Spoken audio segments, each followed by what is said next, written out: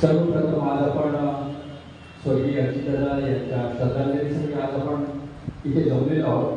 खरं तर आपलं युवा नेतृत्व सर्व पक्षांना एकत्र बोलवलं त्याबद्दल खरं त्यांचा आभार व्यक्त आहे.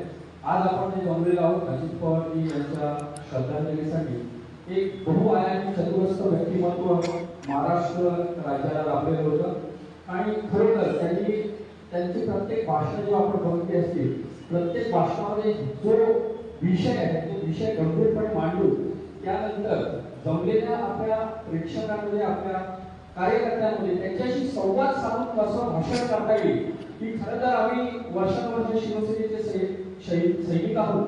बाळासाहेबांची भाषणाची हातोटी होती की आपल्या समोर बसलेल्या कार्यकर्त्यांशी कसं एकरूप होऊन आपलं भाषण झालं पाहिजे.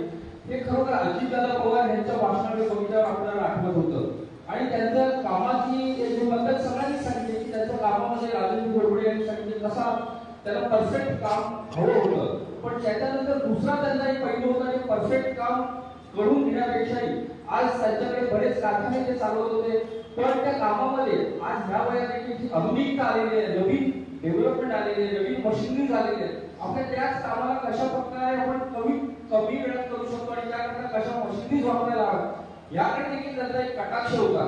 असं एक चतुरस्र एक जे नेतृत्व आपल्या सगळ्यांना सोडून गेलेलं आहे त्याबद्दल आम्ही बदलापूरचे आपल्या शिवसेना परिवारातर्फे त्यांना श्रद्धांजली अर्पण करतो.